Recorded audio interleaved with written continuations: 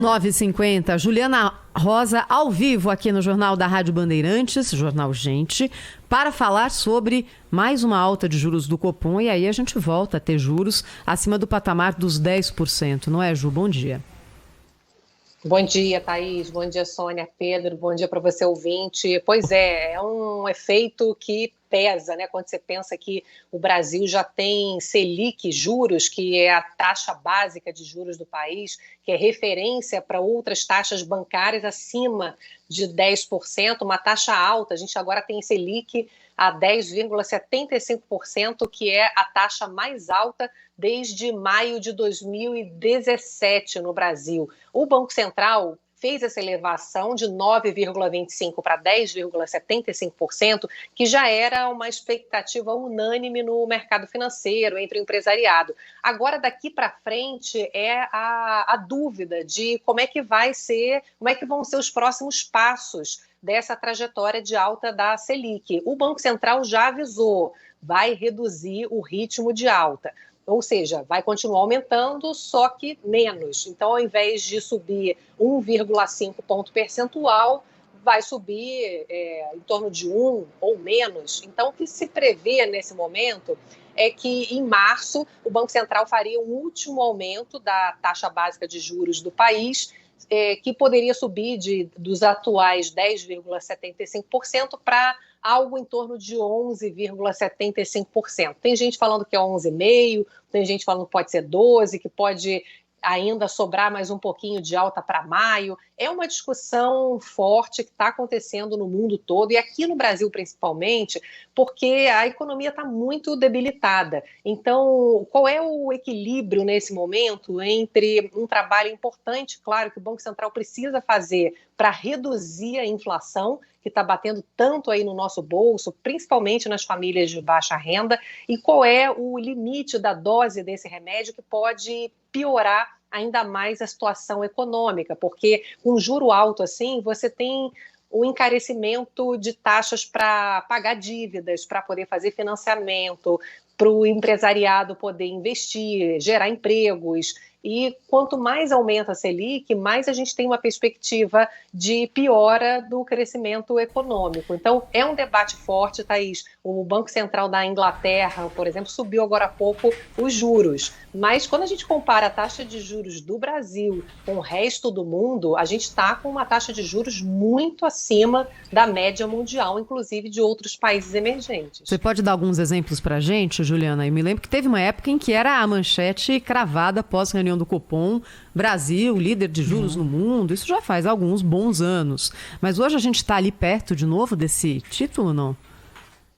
Sim, a gente está na frente de todos os países emergentes, do resto do mundo, todos de economias médias e grandes, e a discussão é essa, Thaís, porque a gente tem uma inflação realmente que está muito mais alta do que a média mundial. Só que a gente, ao mesmo tempo, temos uma economia que vai crescer muito menos do que a média mundial. Então, a discussão que se faz, inclusive, entre economistas de bancos, qual é o limite? Será que já não chegou? O economista Paulo Gala, que eu conversei, que é um economista que eu achei interessante trazer aqui para o Grupo Bandeirantes, que é do Banco Master, um economista do mercado financeiro, dizendo que acha que até o que já foi agora já foi suficiente, 10,75%. Outros economistas também estão divididos, inclusive de bancos, achando que o economista Luiz Otávio Leal, do Banco Alfa, ontem me disse numa entrevista que ele acha que a partir de agora, ele falou assim, a gente já avançou até o limite técnico. O Banco Central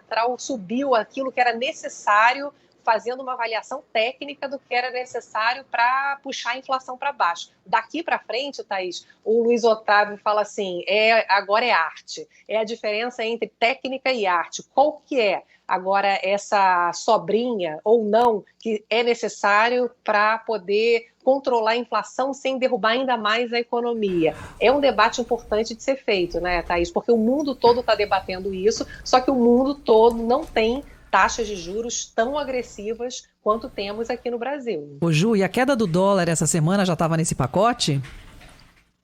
Já estava nesse pacote, Thaís, porque o mundo todo está vendo agora com o juro mais alto no Brasil, vale a pena vir para cá, né?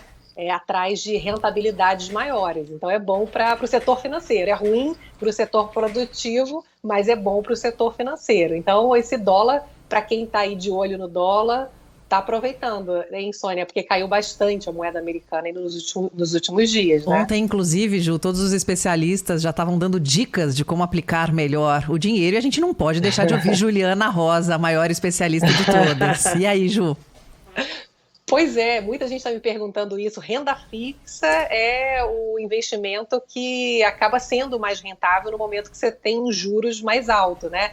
Então, você pensa em poupança que rende muito pouco, mas CDBs, LCIs, LCAs, títulos do Tesouro Direto, para quem tem a sorte, né, de ter algum dinheirinho sobrando para investir, porque mal está dando para pagar as contas básicas do mês, é um momento onde você tem como aplicar seu dinheiro e ter uma rentabilidade maior. Então, enquanto uns choram, outros vendem lenço, né? Mas claro que tem muita mais gente chorando nesse momento do que vendendo lenço, né, Soninha? Pois é, e essa é uma das consequências, não é, Juliana, da alta dos juros. O capital parado acaba compensando mais, em alguns casos, do que o capital investido, não é? Quem tem dinheiro pensa duas vezes, fala, escuta, vou correr risco num negócio, não sei exatamente para onde está indo isso aqui, sendo que nesse momento eu tenho uma rentabilidade alta garantida. E outra coisa, não é? Mercado imobiliário, que teve um desempenho tão bom nos últimos anos, segurou a economia também durante a pandemia, assim como a agricultura, e que é fortemente impactado por alta de juros, porque para financiamento imobiliário faz muita diferença. 0,1% na Selic já impacta gigantemente na conta final de quem está contraindo empréstimo. Imagina essa taxa aqui nas alturas, né? O setor imobiliário está super preocupado porque a expectativa é que cresça, mas cresça bem menos esse ano do que no ano passado. E o debate, que eu acho que é importante ser feito realmente, porque o mundo todo está fazendo esse debate, que é o seguinte: a gente vive hoje uma inflação que é de outra natureza, não é uma inflação que é causada por aumento de consumo. A gente vive uma inflação de problema de oferta. Então, assim, o quanto que a Selic tem de potencial, por exemplo, de resolver falta de peças que a gente está tendo na indústria. A pandemia afetou as cadeias produtivas, então os fornecedores ou quebraram pelo caminho ou tiveram demandas que provocaram mudanças, né, nos padrões de consumo. Então, a indústria mundial está sofrendo isso. A gente faz um pedido, né, os empresários falam, a gente faz um pedido, demora a chegar. Você vê a indústria automotiva, né, fica parada esperando as peças chegarem. Aí, quando chega tudo caríssimo, claro, né, porque a demanda está enorme, a capacidade de entrega está limitada, os fretes estão muito caros. Então, assim, quanto que a Selic consegue, né, a taxa de juros, conter uma inflação que é uma inflação de escassez de matéria-prima, por exemplo. Então, é um debate interessante. Nunca vivemos uma pandemia, né? O mundo todo está discutindo isso. E é um debate que precisa ser feito, principalmente numa economia como a do Brasil, que tem previsão de crescimento perto do zero esse ano. Então, faz sentido a gente perseguir uma inflação abaixo de 5% a qualquer custo, ao custo amargo de provocar uma recessão da economia brasileira, numa economia que ainda tem um desemprego alto, ainda tem um nível de pobreza tão alto. É uma discussão importante, né, Thaís, de ser feita. A disputa entre o diabo e a coisa ruim, não é? Inflação ou juros altos. Como diria Leonel Brizola.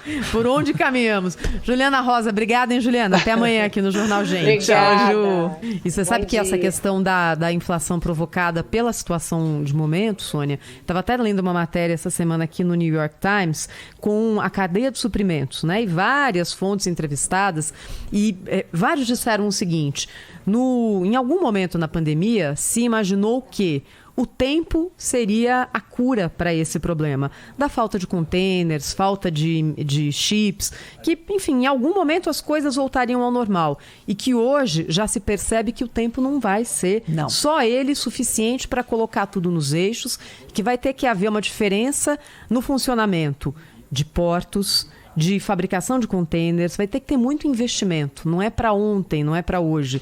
É algo que vai demorar e é por isso que essa discussão aqui sobre juros é tão relevante, porque é um problema que tende a persistir durante um bom tempo no Brasil e em outros países, com esse impacto mais forte, é claro, nas economias que já estavam mais fragilizadas. Agora são 9h59.